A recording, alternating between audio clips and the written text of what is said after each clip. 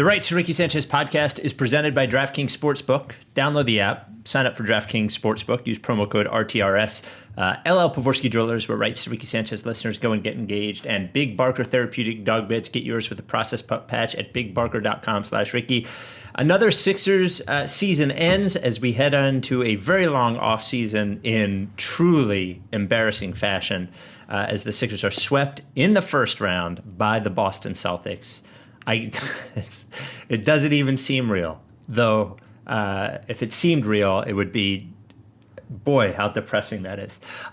Before we get started, the Bark in the Park Ricky Run team or walk team for the Providence Animal Center Bark in the Park 5K, which is October 24th, and virtual, which means you do it wherever you want to do it. And the secret is you don't even have to run or walk that day. You just have to raise money. The t-shirt is fucking crazy. It's got dogs and fire and skulls, and all you have to do is join the team and raise $50. It's very easy. Go to rightstorickysanchez.com, sign up, raise money.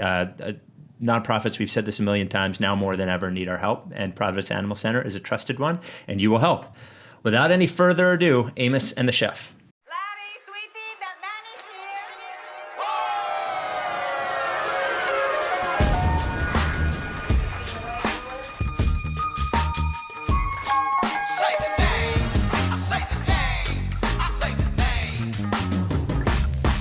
We were right, y'all. We were right. Even when it went wrong, we were right. We was right, y'all. We were right. So say the name. Say the name. We were right, y'all. We were right. Even when it went wrong, we were right. We were right, y'all. We were right. So say the name. Say the name. Say the name.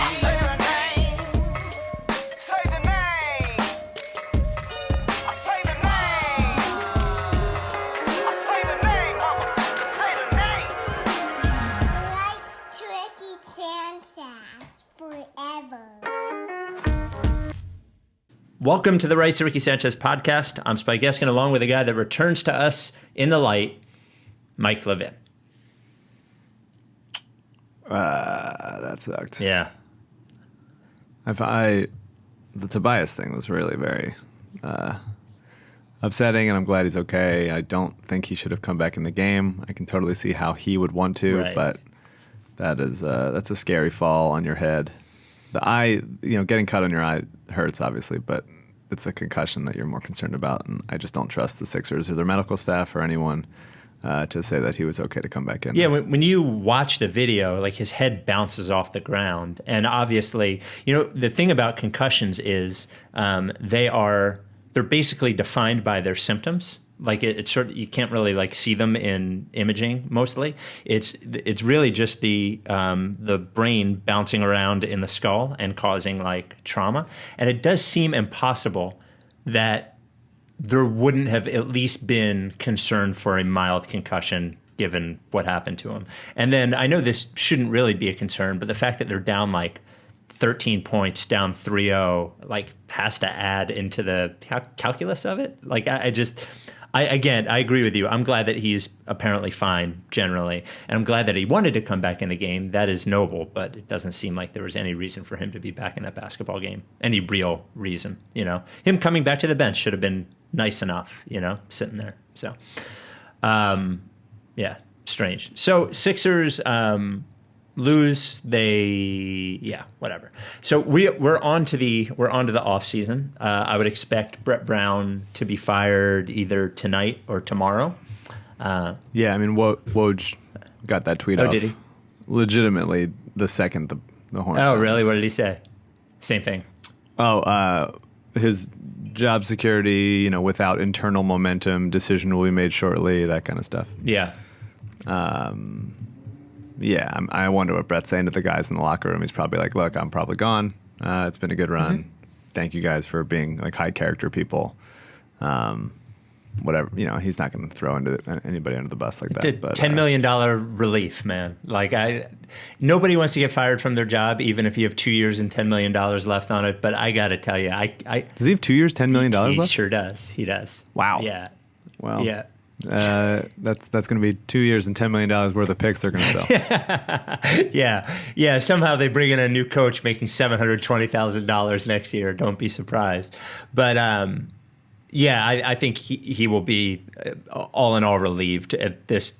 Being relieved of this traumatic experience with seemingly no way out. We've said it before, and with the did you read the Keith Pompey hit piece on Brett today? I'm not going to read that fucking shit. Well, so I saw the people clipping some things. Well, so it's more important in terms of like why it happened than what was in there. Of course. So it's obviously now everybody within the Sixers, within the front office and basketball ops is like going to sling mud to try to save their asses. And there was an article today that Keith Pompey wrote with, by the way, the best final line of, I think, all time of an article, that the Sixers were on their way to becoming an overpriced 7th seed, which is a very funny way to end the article. But basically accusing Brett Brown, accusing the signings, and by the way, named Sergio Rodriguez, Trevor Booker, which was a trade, Jared Bayless, that it was Brett Brown's devotion to analytics. That's got to be it. That's it. Which was the reason, and now Tobias Harris and Al Horford was his devotion to analytics was the reason that those players were not successful here. Look, analytics say that you need to start exclusively centers and have no one that can handle the ball. And that's just what the analytics say. And also no one that can really shoot quickly at all. So that's what analytics tell me. The problem with this team that like forces mid-range shots and contested post-ups, that's analytics for you, for sure. We got a good handle on it. Solid work, Keith. And then, well, I don't blame Keith. I do blame, well, whatever. I guess I have to a little bit blame Keith. I have to blame whoever the front office person was. By the way, it read sort of like a Scott. I was trying to figure out who it was. So the people trying to save their asses are Scott O'Neil, Elton Brand, probably Alex Rucker, Ned Cohen. The way it read to me felt like it could have been Scott. I don't know. Anyway, and then the other thing was that Brett Brown was a major reason why Jimmy Butler did not return, that Brett Brown didn't want to deal with him, which we've said on this podcast 700 times, that it was Brett and Ben. Like, that's no mystery, but it is.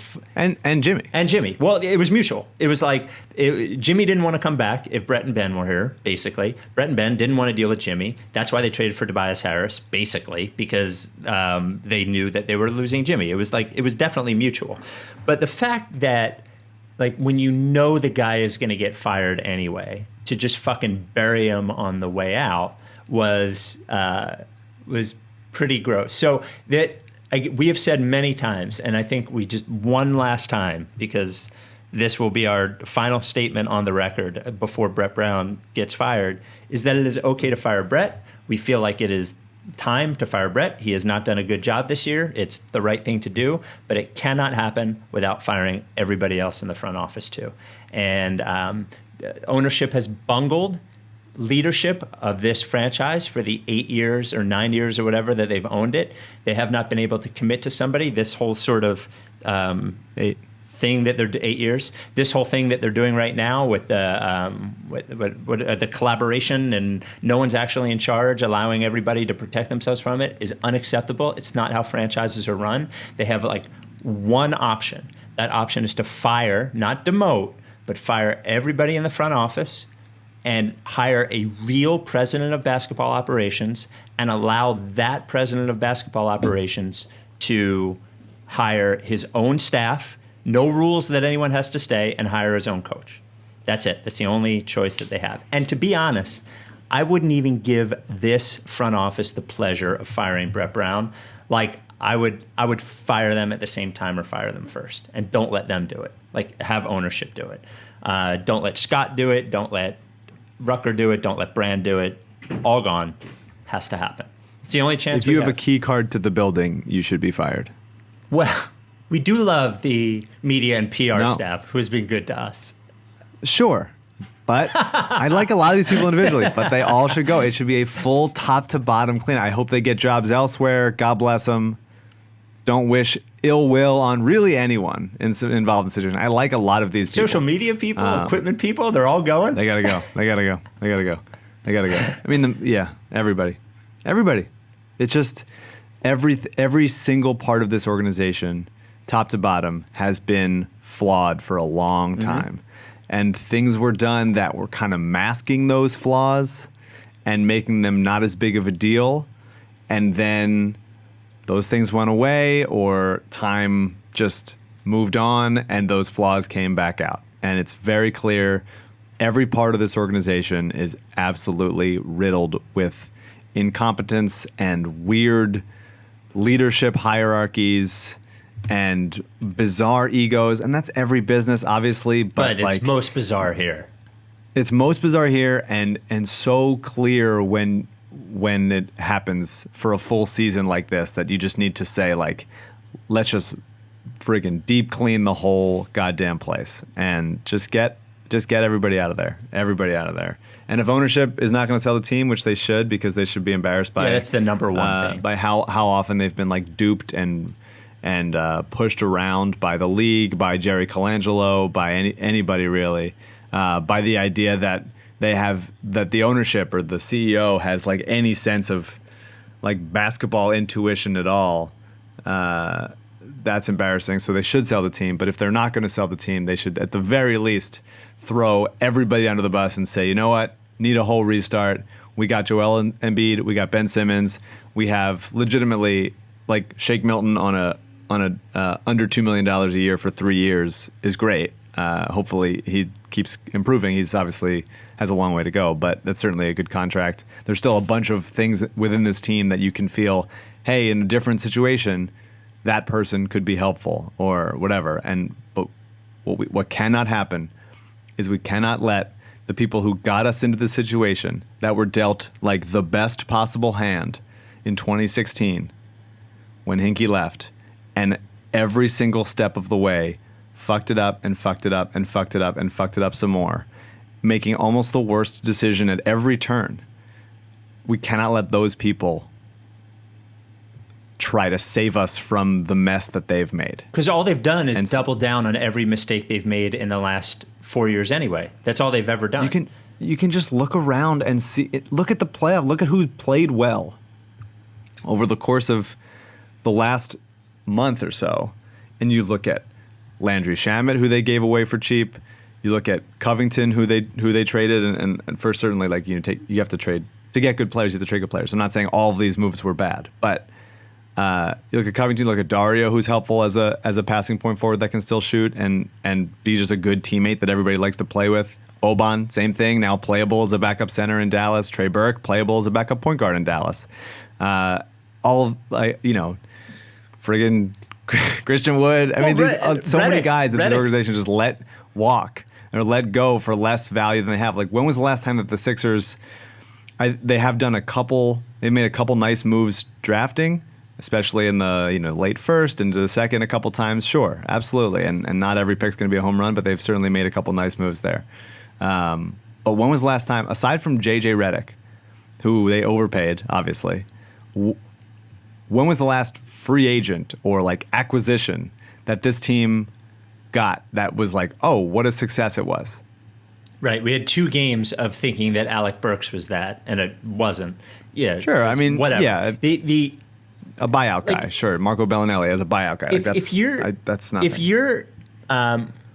If you're Josh Harris and David Blitzer, here's I would like to appeal to you, and I would like to appeal to if you're listening to this podcast, because you have power. Josh Harris, if you're Josh Harris, you have to be fucking embarrassed. Like, he should be so embarrassed. You should, instead of anything else, you have to be embarrassed enough to show everyone that this is not acceptable to you. Like, you just have to feel like a fucking fool when you go to the parties with your contemporaries, which are probably so fucking weird. But when you go to parties with their contemporaries and you're the only one who has this sort of embarrassment on your record, you have to be embarrassed and you have to do something about it. And if you're listening to this podcast, not them, obviously they're not listening. They don't know, they have people listen to podcasts for them and tell them what happened.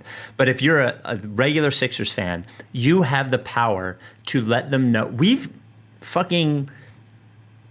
You have the power to let them know that just firing Brett and just firing Elton is not enough. Like, you have the power to let them know that having Brian Colangelo's staff sleeper cell run this organization is not acceptable. You have that power. You don't have the power to make them do the right thing afterwards, but you have the power to make them be heard, and you need to be heard. It's just so important that you're heard right now if you care about watching this team for the next fucking 5 years of your life, if you care about holding on to Joel Embiid, if you care about holding on to Ben Simmons, if you care about contending for a championship, you have to be heard. Like, call your season ticket guy, write a letter, tweet, send emails, all that kind of shit. You have to be heard. It's got to be everybody. It's got to be everybody. And I don't like wishing for people to lose their jobs. Like, as humans, like, that's not what I want to do. But like, you also shouldn't get to keep your job if you do a really bad job. You know? Yeah. And that's the thing in sports, it's really very evident when people do a bad job. It's pretty clear. And, good for Doris Burke for saying on the broadcast, like, these problems don't stop with Brett. And she would look, higher up to fix what ails this, dying franchise. She does follow the Ricky account. So I wonder if I don't remember what I was going to say. I don't know. It was what a really bad team. What a really bad time this whole thing. Yeah, this year was not good. This was not a good year. Not a good year. And they just I can't express, like, you look at, so many people have done this tweet, but like, you look at the roster that was inherited. Even after Brian Colangelo sat on his hands for 2 years and didn't add anybody of value to this organization, and the team is still in really good shape and cost controlled and picks forever, and now it's so bad. It's so bad. I really did think, especially early on, that the NBA wanted the Sixers to win this game, and was that was me. I'm not a conspiracy guy, but I was wondering if there'd be there's a heavy whistle in the first quarter on Boston, yep. And I was like, I bet that they want, for ratings, obviously, this to not be a sweep. 2 big markets, more games, but also because they feel a responsibility, or should, for how bad this thing has gone. And they should absolutely be embarrassed by that. Everybody should be embarrassed, man. And they're not gonna be. That's the problem with this country and the world. People that should be embarrassed more often are not. Don't come clean about how embarrassing they have been, and their actions and the results of their actions. Well, that's why we have to let them know. That's our fucking job. That's what we're here for. All we do, we don't celebrate here. We just fucking assault the team until they do what we want.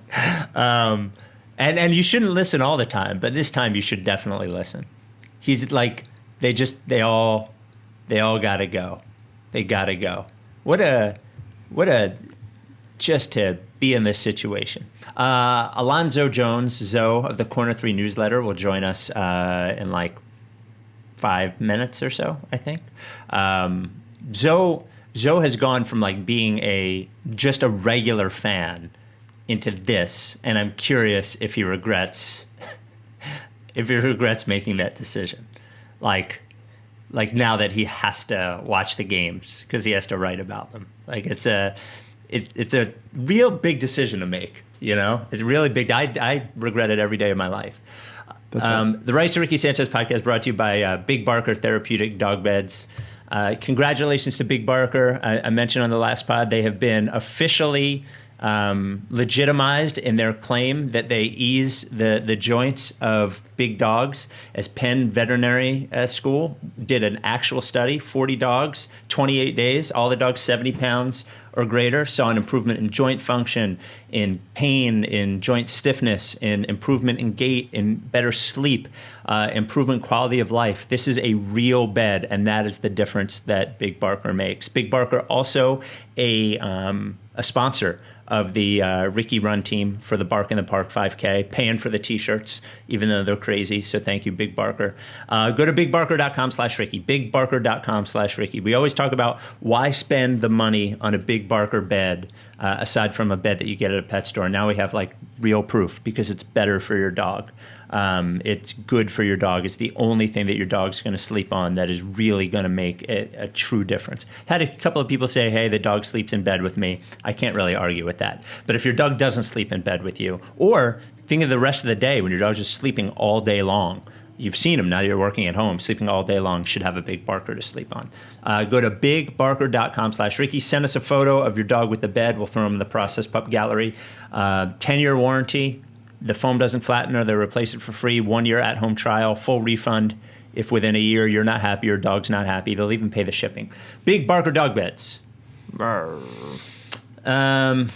was a dog down. Yeah. You know the other thing I ended up coming to agree with you on, like watching the Celtics over the last 4 games, all of which the Celtics won. Jason Tatum, like the 3 guys that I thought were really good are really good. Tatum, Brown, Smart, all really good.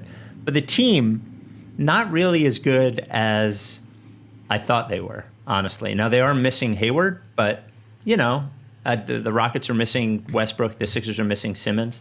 I don't know. Like, it's a weird year in which I wouldn't be totally surprised if the Raptors played the Rockets in the finals after watching like this series. I don't think Boston will beat Toronto. I really don't. I don't think so either. But they certainly have, like Boston does. They don't do brilliant stuff. Like they just have a bunch of quick decision makers. Tatum's actually not a quick decision maker, but elsewhere on the roster, like guys who are fast, who can get to the rim.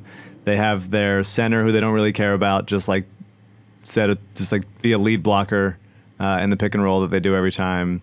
And Tatum hits some tough shots. I love Jalen. I think he's excellent. He's awesome. That pull up, just seems like it. Kemba was hitting everything. Like the Sixers, we can talk about the game a little bit, I guess. They just hit shots like going towards the basket. That like the Sixers defense is predicated upon like kind of fooling them into taking off the dribble twos. Mm-hmm.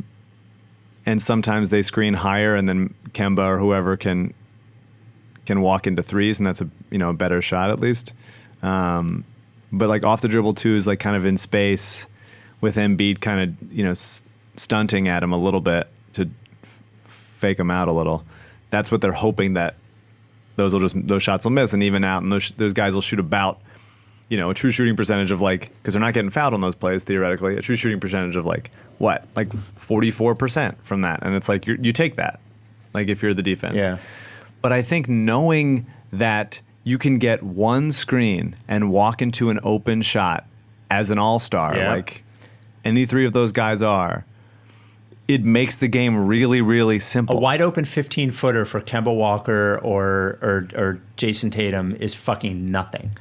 Especially it's like, especially that it's coming. Yeah. Like sometimes you can be like, if you're throwing different looks at them or whatever, like they can outthink it and whatever. But if you know, hey, all series long, I can just walk into stuff, and then you just practice it all the time before the games. You're just like, I'm gonna walk into these shots all day, and then you do.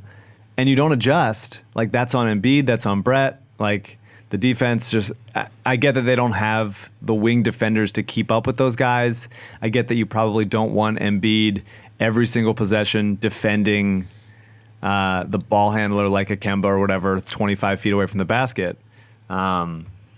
But you got to try something else, and Brett all season long was very unwilling to do that, and it was pretty obvious how easy it was for them to get points. Like how, even just morale wise, how easy is it for Boston to get an open good look on something from a shooter that you were happy to have take those shots, versus how hard it was for the Sixers to get any sort of good look at any point. Boston can get that look from a guy you don't want to take that shot. Boston can get that look on one action.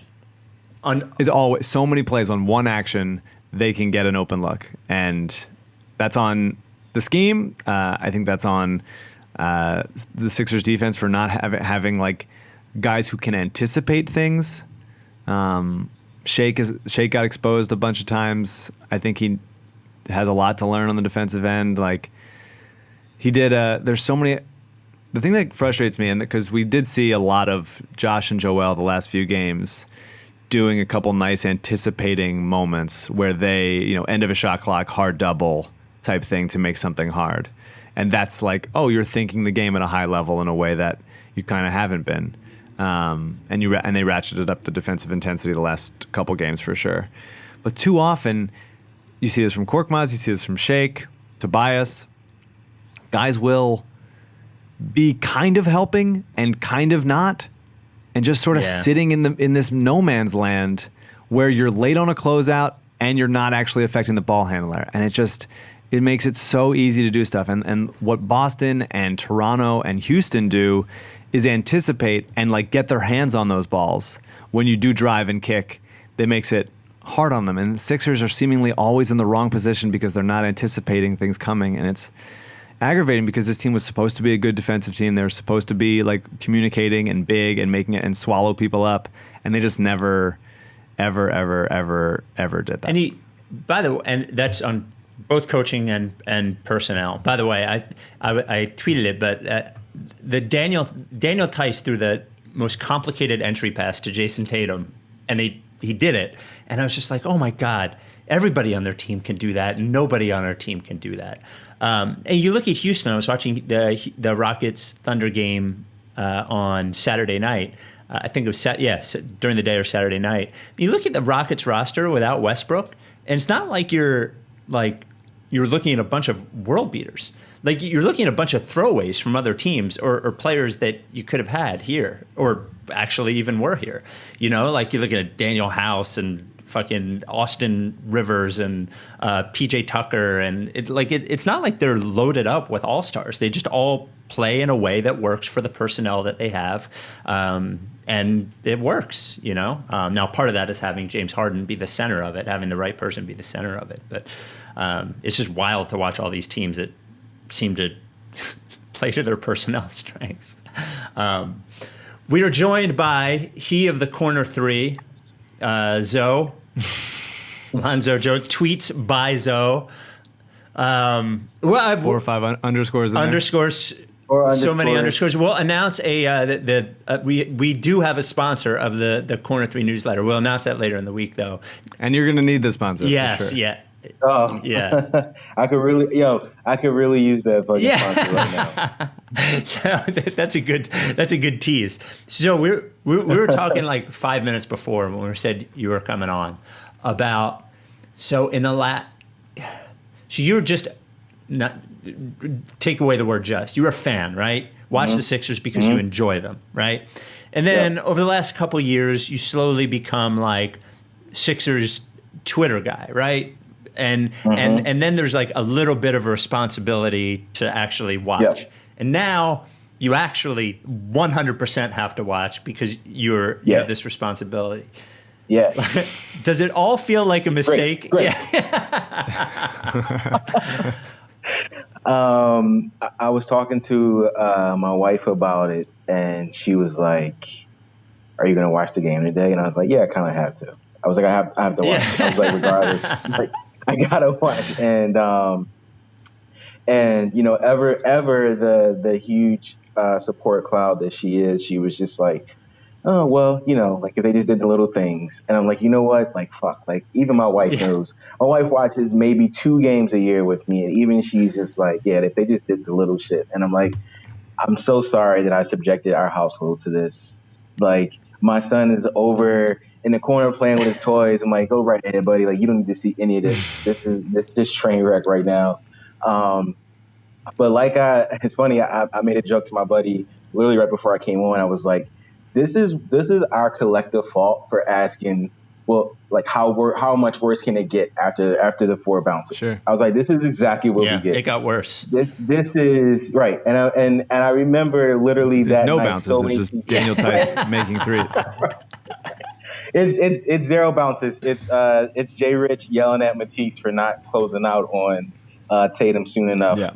That's exactly what this season turned into, dude. Like throwing the ball away on a 3-on-1 fast break. Oh yeah. Oh, that was legendary. That was the best play of the year. Well, I do wonder. The thing about social media and actually doing this pod is I get to see the reactions of like tons of Sixers fans at once, and I do wonder.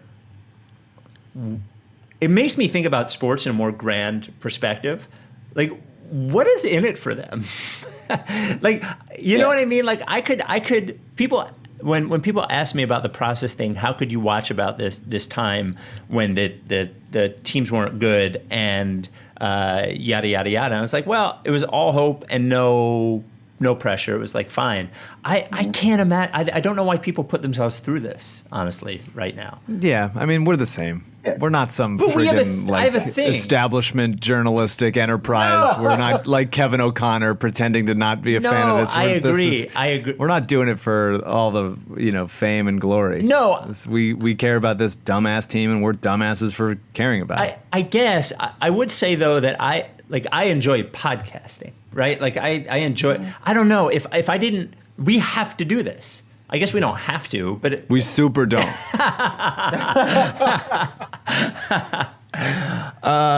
Like if I didn't need to, I feel like sometimes I do say that. Like I don't need to watch tonight, but then I watch anyway because I'm a dumbass and I enjoy this fucking team bringing a slither of happiness. If you don't fuck with me, And that's actually been very, very far and few in between. And it reminded me of like I should have been much more smarter about my fandom during the bubble because like if you guys remember Brett Brown, like maybe after the second or third like warm-up game, he was like, oh, Tobias is taking a huge leadership role during the time off, get guys together for Zooms and so on and so forth, blah blah blah. Everybody loves Tobias. Right, everybody loves Tobias. I'm glad he's doing okay. And the fucking medical team, one last ride, like I tweeted, let him back in the game, probably with him seeing 7 different people on the court. But if you guys remember, he was like, yeah, like he's our leader. We're ready. The guys who never felt closer. And then 5 minutes into the Pacers game, and B tells Jake he's going to slash the shit out of him. And I'm like, you know what? I'm like, that's my fault. Like, I should have known right there that something was wrong with this team. Like, the cues were always there. And then Ben gets hurt. It's weird, probably, right? Because they do this thing like on the court. I think comparatively to other teams, the bench is like not that reactive, not that into it. Guys aren't like hyping each other up. They're not like really with each other. Yeah. And obviously the construction is poor, but I do think that they like each other as humans because they are going fishing and doing and playing Monopoly and letting Neto dominate them. They're on the vlogs and shit. The vlogs are fun. Great. Yeah. But then after the game, and I'm looking at Twitter right now, and Brett is taking accountability for not doing as good of a job as he should have, and also kind of blaming injuries. Tobias putting it on himself that he should have been better and should have been more of a leader on this team.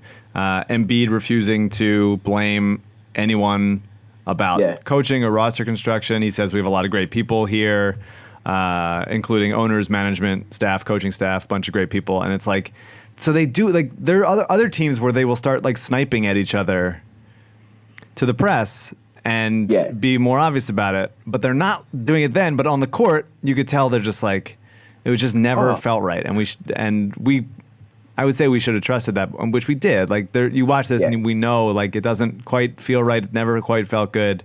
But, you say they're built for the playoffs enough. They're built for Milwaukee. And it's like, well, Milwaukee's way over there. You're not going to have to play them. Well, okay, 2 things. First of all, I kind of wish that, and this goes back to Brett after game 2 or game 3, was saying that they don't have any, like, kick the chair people in the, like, I don't know. I don't want them sniping, but I wish somebody after the game would be like, fuck this.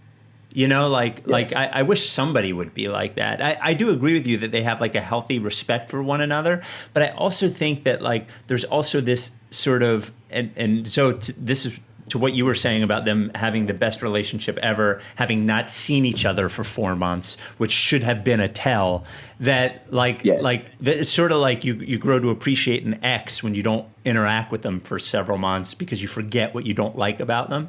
Like, they don't seem invested in each other, I think, is the issue. Is that, like, they're not even invested enough to say, like, you know, I guess you could even look at the Shake Milton thing, the Shake Milton Embiid thing, and actually say that at least that was a moment where, like, Embiid was so mad at him that he let out some emotions. There's got to be somebody on the team that says, fuck you guys, this is unacceptable. I don't care if Ben Simmons is hurt or not. We shouldn't have been swept in the first round as a 6 seed. Like, it. Totally. I mean, I roll my eyes at, like, the, you know, Michael Jordan, Kobe Bryant. Like, you got to just be like an asshole all the time kind of stuff. But it'd be nice to have somebody that, like, and I was wondering if this was going to be Josh, because he seems like he has that, but he also is also like a soccer guy, which feels like not the kind of thing that he would be. He was more like, well, whatever, I'll just kick the ball around and, like, be goofy. You need someone like a Pat Bev or a Marcus Smart, or just someone, even like Lowry, like an intense person that's like, we will not take this. This is not going to happen. And it just seems like there's just a bunch of kind of, you know, they did ratchet up the intensity in games 3 and 4. I wonder why it took so long. They got 3 technical fouls in this game. Like, kind of stupid, kind of nice to see. Yeah. But just you know, it's everyone. I mean, we keep saying it, but, like, everyone is to blame. Everyone should have done a better job. And that's why ultimately you hold on to the pieces that are valuable, and then you let everything else just fucking wash out to sea. Just let a flood just take them all away. They don't. This is. People can feel how they want about Jimmy on either side, but Jimmy, yeah, that clip of that game 3 clip where he's yelling at Joe to shoot, and then they go to the bench and he's like, "Yo, like, take us home." Mm-hmm. I don't think they need somebody like that. Like, if you are committed to another year of Simmons and Embiid, like, you need a guy yelling at them, unfortunately, to say, "Yo, take us home." What? Like, sit, like, you know what I mean? Like, I just don't think, you guys mentioned it, and I think it was the other night's pod, that neither of them are guys who are just going to go into the huddle and say, "Yo, give me the ball, I'll take us home."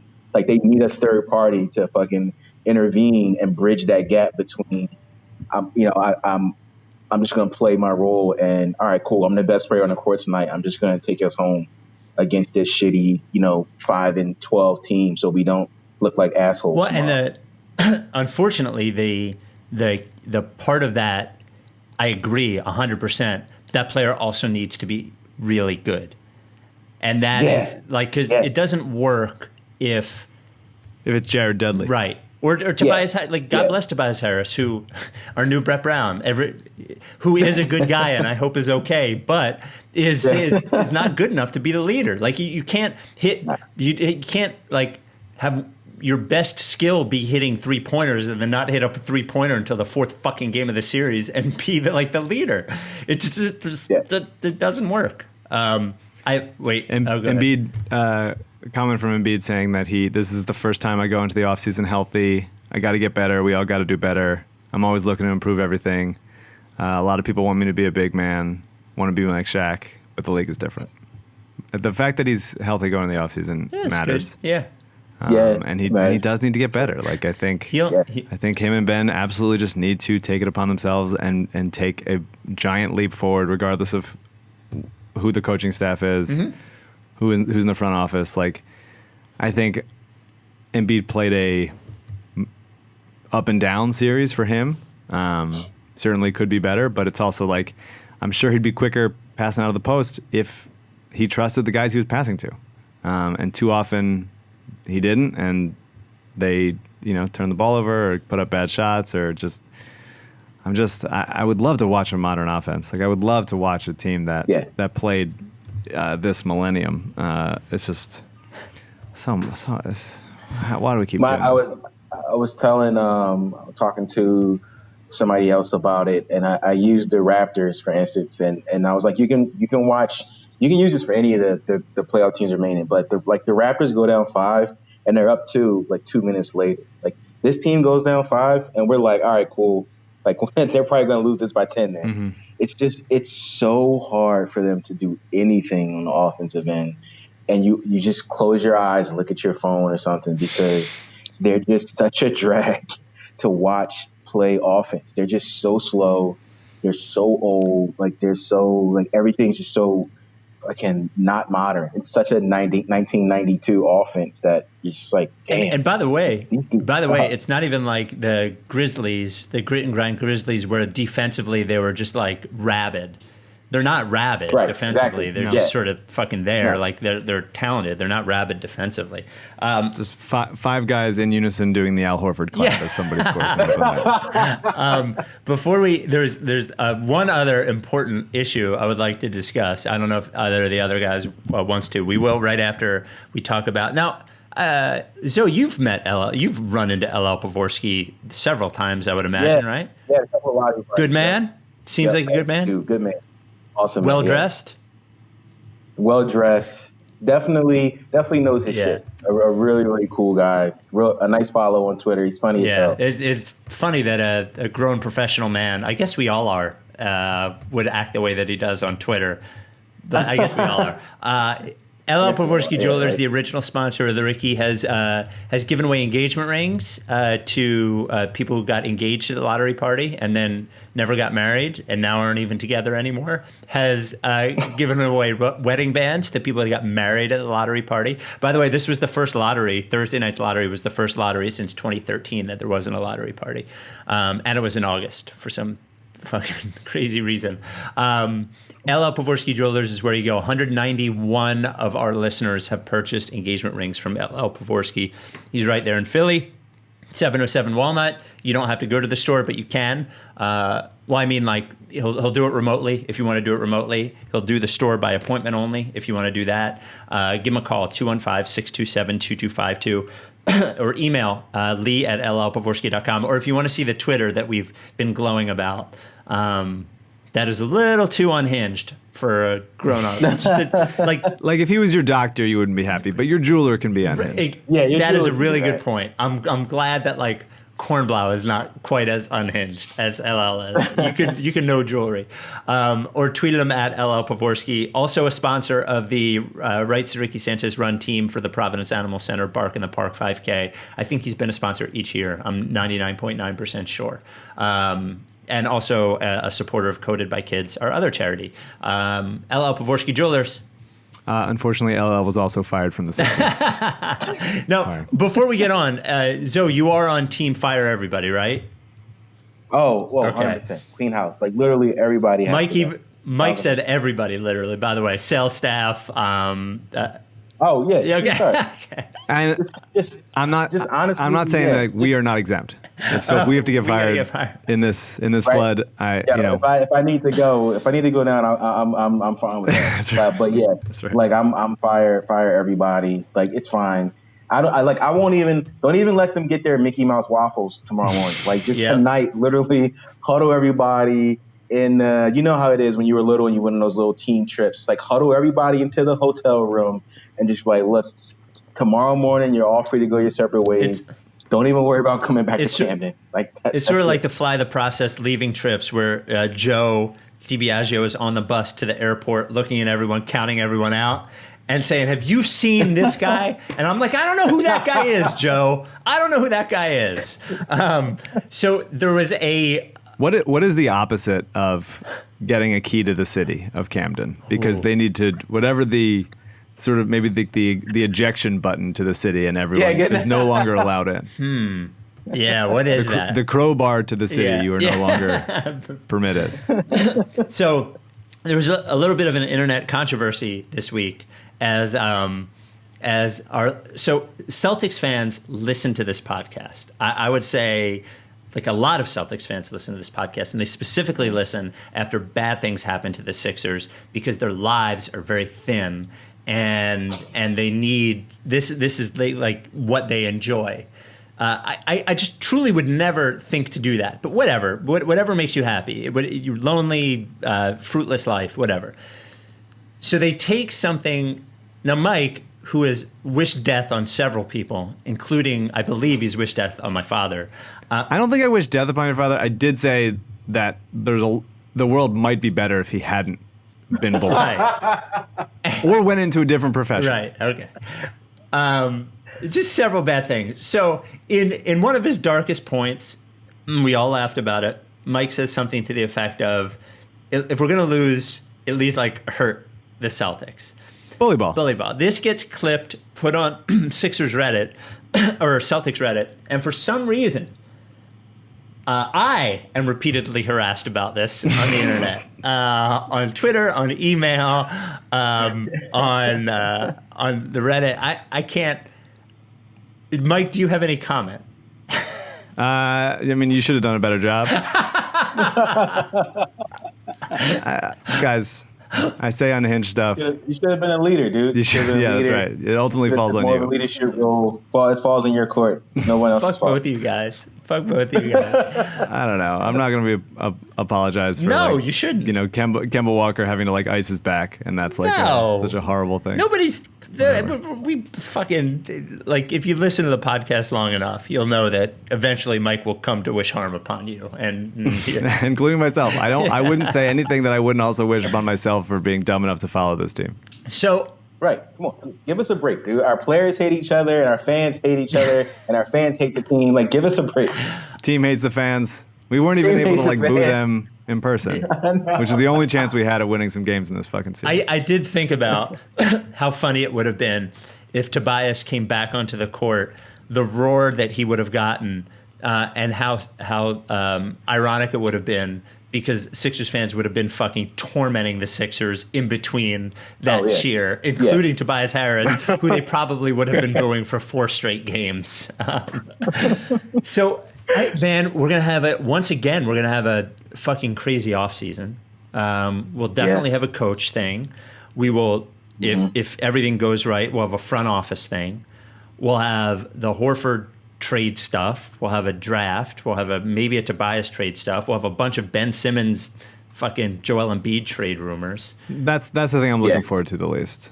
There's like dumbass teams in like Miami or Golden State or honestly wherever. The Knicks probably. The Cavs trying to send us Colin Sexton and like Dan Gilbert's kid for Ben Simmons. And I was like, Dan Gilbert's kid with the bow tie. That's right. Like, I'm just like, it's not Machine Gun happening. Kelly. It shouldn't happen, and it's certainly not going to happen for your busted ass trade offers. Like, get out of here. it's going to be extremely annoying because we're again going to be the team where everybody's going to be linked to us. Like, there's going to be a phantom Devin Booker for Simmons trade, and like that's the. If Elton Brand called the Suns tonight about Devin Booker, they would personally hire somebody to come and spit in his face. Right. Like, Yeah. dude, come on. Yeah. Like, that's I like to politely tell people on Twitter that that's never going to happen in a million years. Like, Devin Booker just averaged 36 points a game in the bubble, dude. Why would they trade him for Ben Simmons, who has his own problems? Like, come on, man. Let's it's gonna suck so much. We're gonna have so much to sort out. Like, it's gonna be so much minutia. It's and, every offseason. It's fucking offseason. And it's funny, you guys. I know Joe mentioned. I just saw on Twitter too the same thing. Mike saw that he mentioned like how he's going to the offseason healthy, and I'm like, one of the only things, or one of our only hopes, is that he works out in the summer with Jason Tatum. So our hope is that Jason Tatum pisses him off so much during workouts and talks so much shit to him about being swept that it literally turns to our favor. Because I think that's the kind of thing that needs to motivate him. Like, oddly enough, like, he's the kind of guy who I think if you talk enough shit to him, it'll fire him up. But if this buddy thing goes into the off season and like he's kind of like off on his own, doing his own thing, who knows? Like, who knows what kind of Joe we see in December or next May when they start the season back up. He had no assist again tonight. He had one last game. They obviously, the team around him is responsible for that, but he's also just got to be like, if he knows, and he's saying this, he's like, I can't be Shaq. The league isn't like that anymore. I can't just take the ball in the post every single time down. They call me for bullshit offensive fouls. Tice flopped a couple times. They're going to dig down. Sometimes he made the right decision and kicked it out. Sometimes he didn't, and turned the ball over and did whatever with it. And it just, I think ideally, what is the best? What kind of player is the best fit with Embiid and Simmons? And obviously, we talked about Fultz last time. Sharp brought that up to piss me off. And so it's not like Bradley Beal's not going to come here. We're not getting Devin Booker. Like it's going to take some B-level version of it. And like this year, it was like Alec Burks, and that's not quite enough. But you need somebody that can go behind a screen. If they go behind the screen, he's pulling up for three. And Shake showed a little bit of that. But like, what really is it? And I don't think they're going to be able to get any elite type player, whether they traded for Horford or some combination of Josh and some other scraps. Not without trading. They can't get an elite player without trading Ben or Joe. They can't. Yeah, they can't. But I think they could get somebody that would be very helpful without trading those guys, and certainly fit better with those guys. But I think like ultimately a lot of the offense, we were talking about it last time, of me hoping that Embiid just becomes like an elevated Marc Gasol, right, where he's mostly he's mostly just the best defensive player in the game, and sets a bunch of hard screens and gets a bunch of offensive rebounds, and occasionally gets the ball in the post, plenty, but not. That's not that's not the whole offense. But in light of the realization, and pretty obvious realization, that they're not going to be able to trade this Jetsam for a elite type player, he needs to get really, really good and really, really comfortable passing out of the post quickly, and just swinging the ball around the perimeter, dumping it back in, post, repost, and like trusting the guys to hit shots and make quick decisions and make better plays, because so often they're walking the ball up the court and it's taking forever, and by the time he gets the ball on the post, there's 9 seconds left on the shot clock, and just there's so much that they got. No transition play, just like nothing was easy at all. And then there needs to be better shooters, there needs to be better cutters. I think Matisse was actually like really awful aside from game one this series, but on a better team with better passers, you can utilize his extremely good cutting ability, and like this team just doesn't have anybody like that can utilize that, especially without Ben. And so I think ultimately everybody needs to get better. They need better people around them, but like decide what the identity is and like head in a more modern direction. Even if you're going to post up, you got to be able to make them pay for doubling, and too often that he hasn't. Like there's got to be some kind of, you got to have some kind of balance. Like they said, bully ball. And then other teams just like, all right, cool, we'll just run you off the court every single night. Yeah. So like there was no answer. There was no counter for other teams, trotting out, a guard and 4 wings, and just every single night just running the Sixers off screens, just hitting corner threes and literally running Embiid off the court. Like him stopping that 4-on-1 fast break was the culmination of the entire season. Like, just put that tell Scott O'Neal to put that on front of the season ticket thing he sends out next year. That was the entire season. Hopefully, right, he's not sending out the season ticket thing next year. Hopefully, that's somebody else. I got to be honest with you. It should go up. It should go up that high. That's. But whoever they hire, Scott O'Neal should not be able to meet with that person ever. Even if he's part of the organization, there's nothing I can do about that. He's not allowed to have that person's phone number, their email address. Give them the fake email, like the email they put on the website versus the email everybody in the company uses. Give them the email they put on the website that is answered by this person's assistant. Just what a fucking, and we keep saying, you said bully ball. They're not bullies, so it's not even bully ball. It's the fucking fakest bully ball thing in the history of bully ball. Nobody on the team's a bully.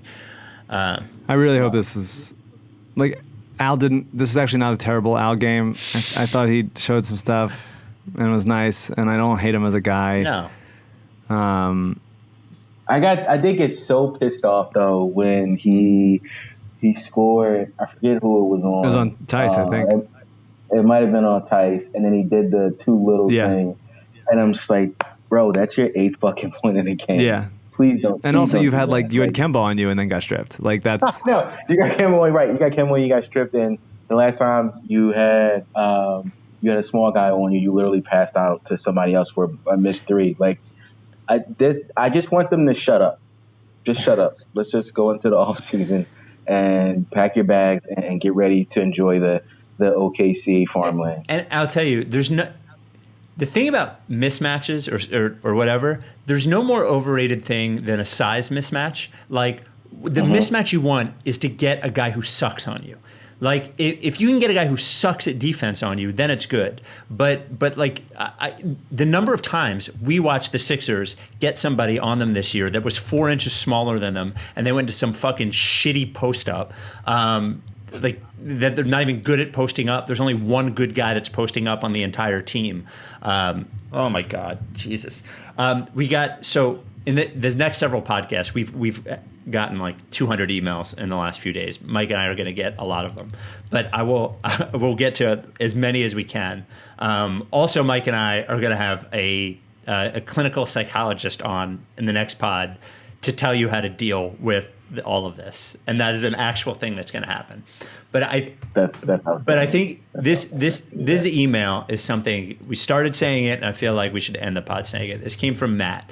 It said, "Hi, Spike and Mike," and so he didn't know you'd be on the pod. "Congratulations on completing another full season of podcasts on Sixers basketball. Most people would at this point just attach jumper cables to their nipples or something, but you two run the gauntlet like no others. We appreciate the sacrifice. We're living in a time of great social upheaval with regular citizens beginning to learn that they're able to, through sheer numbers, sway things to their liking. My non-basketball and basketball question is this. With a veritable army of sycophants at your disposal, is it possible to do some social organizing to bend grubby-ass ownership to our will? If they just fire Brett and run the front office back, could 1,000 Sixers fans descend upon the Camden practice facility with signs and demand change? Can a takeover of the Philadelphia 76ers be put in motion, reclaiming the organization into the hands of the people? This will appeal to Mike's political leanings and Spike's ambition. Two of the best things about the two of you. I'm not doing anything in person because this team is not important enough to gather 1,000 people in one place. But I will say, let them hear your voice that the coach is not enough. Let them hear your voice that the general manager is not enough. And let them hear your voice that you want somebody put in who is capable and has a proven track record of doing these things. Or you'll never see change. Make sure that owner feels fucking embarrassed. Just like make sure, not both owners, Josh Harris and David Blitzer. I think the other owners are plenty embarrassed by them. But they can't do anything about it. Blitz and Harris need to hear about you. Like, look, we're results guys. Mm-hmm. Or we're process guys. Now we're results guys. We're results guys, yeah. maybe time for the pivot finally. Yeah. Maybe time for the pivot, yep. Horford didn't hit a 3 this series. Like, you're going to go sign a guy, pay him $1 trillion, play him next to Embiid, say that they're playable together, and then Did Harris hit he doesn't one? hit a 3 the entire time. And whoever was responsible, and there's no one person that can say it because that's the whole makeup of the front office is so that they can all pass the blame around and it's actually no one's fault. Whoever's responsible for thinking that this Horford thing would work should be fired, like objectively. Like they should go. Like such a monumental, franchise-altering, affecting your best player and years to come mistake that was very clearly right away a mistake, didn't get better, and then on the biggest stage failed miserably. You should be like, yeah, I get it. I took a gamble and spent all this money on this guy who ultimately hurt the team. It shouldn't be a question. I cannot believe that it's even a question that the entire front office would go. Oh, I have another thing to say. I finally got permission to say this. Spike, you don't know this. I heard from someone reputable that the Sixers front office has already made a promise to a guy in the draft. No. No. Yeah. Oh, my God. I heard this guy Going was back to promised by the Sixers. No. What? Yep. With 21 or? I was told it was not with 21. It was with A second. 34. A promise. Season's not over yet. Draft's not even scheduled. They shouldn't even have jobs, and we're promising guys shit. Why would you promise? Well, hopefully they're promising their own YouTube big boards that are not ever put into. Yeah, they can release who that guy was once they're fired and running burner accounts. Yeah. Oh my God, they made a promise to somebody in the draft. Was your source Danny Ainge? Yeah, we talk. Because I'm sure he knows already. All right. Well, look, if there's a bright spot, at least we only had 1 week of playoff pods. Yeah, it's true. Mercifully. Mercifully. Zoe, it's good to have you. Yeah. It's good to be on, man. You know what? I selfishly, in the third quarter was like, I just really hope we get put out of our misery today. Like, 4-1 and having to come in Tuesday and lose Tuesday night would have just prolonged people's jobs, and I don't want to do that. Like, I don't want to do that. I want these guys all gone, like, post haste. I gotta be honest. I've never been more pissed off. Yeah, I gotta be honest. I was I felt that coming into the game, and then I started watching it, and then I was like, all right, look. we win tonight. Oh no! All of a sudden, one more game. Now it's 3-2. Now Boston's on their heels, and I'm sick. I'm a sick man, and I don't feel any pride for the way that I act or think. No, nor do I. I had a slither of okay, like maybe they're playing hard enough. Maybe they deserve to win this game. And then somebody posted a screenshot of the article where it came out that some folks in the front office were like, they watched Fultz work out and they were like, yo, he looks really bad. We should rethink this whole thing. Throwing Colangelo under the bus. They were like, no, we're doing it. He's the guy. And I'm like, you know what? Fuck it. They all need to go tonight. Never mind. Like they all need to go. Like to ASAP. Somebody sent me this guy. I want to give him credit. Steve, in an email. Steve Brogan sent me a tweet from Bodner from June 17th, 2017. Value of today's workout was about 80% medical reports, 18% interview, 1% performance, and 1% miscellaneous. Don't worry about his shooting. Yeah. Oh man, it all looks so bad in retrospect. Oh, sure. We've just been hurt so many ways and so many times. All right. Oh, fuck. Just even the small thing of letting Rashawn go for nothing and then overpaying Horford to be worse is just shocking malpractice from everybody. Well, hopefully Tobias is okay. Oh, wait a minute. Hold on.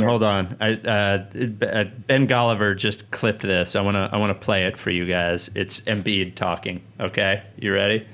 And I'll say the quote if you can't understand it. I say that I want to, end my career here, and if it happens, good. If it doesn't happen, well, you move on and all that stuff, but I'm here and I'm gonna still try to do my best, to bring the championship back to Philly.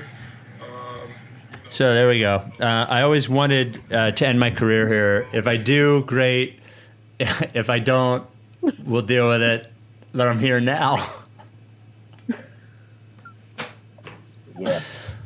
Well, his old agent is the GM of the Knicks, so we'll see. I told a couple people that there's always the if things look like they're not going to go the way we want them to, there's always the Rich Paul effect.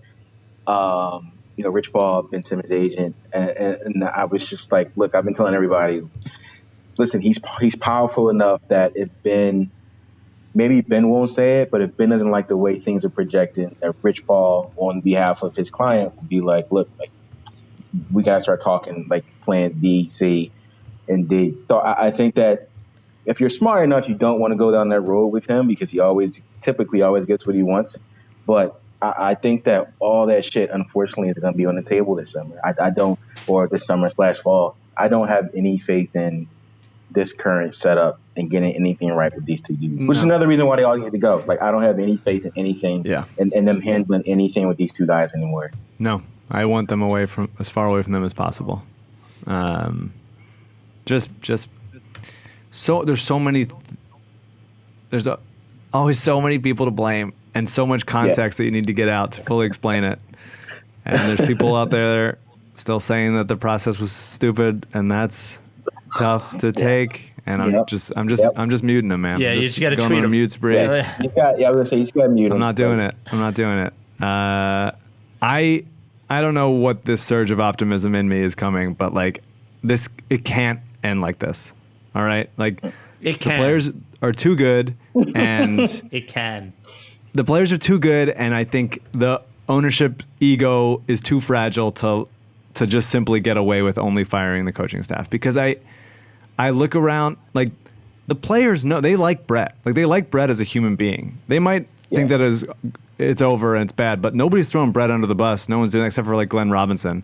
So I just think like if they only fire the coaching staff and everybody else keeps their jobs, I think the players are gonna be like, what the fuck? Why are those guys? And it's just like gonna be more alienating. I think whatever Michael Rubin, who Embiid is boys with, just like pull him aside, take him on your like whatever jumbo jet water slide, and like hear what he has to say. And it's clean house, get rid of everybody. Let's start fresh with the 4 or 5 whatever decent players in this team, and put some other people in charge to lead us to where we should have been already. I got to tell you, it ain't just for clarity's sake. I think the main owners are annoyed by Michael Rubin. Like I think because he seems like white knight, and by the way, like I have no doubt that he was somehow involved in that Embiid like paying for all of the Sixers workers who were going to take the pay cut. Yeah, that was pretty cool. Oh yeah, I'm sure. There's just so much bad blood in so many different directions. It's really hard to keep track. It is Harris and Blitzer. And by the way, I don't think Embiid is hanging out with either one of them. Just let Josh Harris take some advice from your mentor, Jared Kushner, and throw everybody else under the bus. Absolutely throw everybody else under the bus. Yep. And just be, you can be a spineless, sniveling piece of shit while still doing what is in the best interests of the organization. Yeah. Well, I think Doris Burke, when the time was winding down, was just like, you got to look at the team from the organization down to the roster. And I think, it was Kyle Neubeck. Shout out to Kyle Neubeck. He tweeted that they are certainly an ownership group, at least those two guys, who pay attention to how people view them and to like what people are saying about them. So that's also another thing in our favor. Like if enough people who like NBA partners are saying, yeah, this is an organization thing, I think that they'll see it enough to where they're like, all right, well, shit, like we're not the ones who did blah, A, B, and C. Let's throw somebody else under the bus and clean house in this fucking front office. But I think that's another thing to look out for. I think that's the first time I think in quite some time I've seen in unison people saying, yeah, this isn't just the coaches. Because it's obvious. It should be obvious. It's right. It's blatantly obvious, and it should be, like Spike said, it should be everybody talking and using their voice saying, letting Brett Brown go, which right now is the obvious answer, it's not good enough for us. Like we're not happy with just letting Brett Brown go because we don't trust you with anybody on this roster moving forward. Change the locks on the building. so nobody can get in, even the chef. So nobody can get in. Nobody. New chefs. All right. Well, we had. Did the chef that poisoned Zaire ever get comeuppance? No, Zaire didn't even know he was allergic to it. Doesn't matter. All right. Well, we go to off season, so at least we can schedule our podcast the way we want them now. Unless anyone gets caught with burner accounts, we will talk to you later this week. Also, with the announcement of the sponsor, sign up for the Corner 3 newsletter. It's very good. RightsRickySanchez.com/newsletter. Next one comes out on Thursday. On Thursday, yes, new sir. Promo code, new merch promo code on Thursday, or are we a week away? We're a week away. 10%. So stay on your toes. If you're listening, you signed up, stay on your toes. You never know when it touches. Are you down with TTP? Yeah. Yeah, you know. Oh! That's right. If you don't fuck with me, then I won't fuck with you. If you don't fuck with me, then I won't fuck with you. If you don't fuck with me, then I won't fuck with you. If you don't fuck with me, Then I won't fuck with you. but if you fuck with me, I'm gonna fucking kill you! Time for plan B.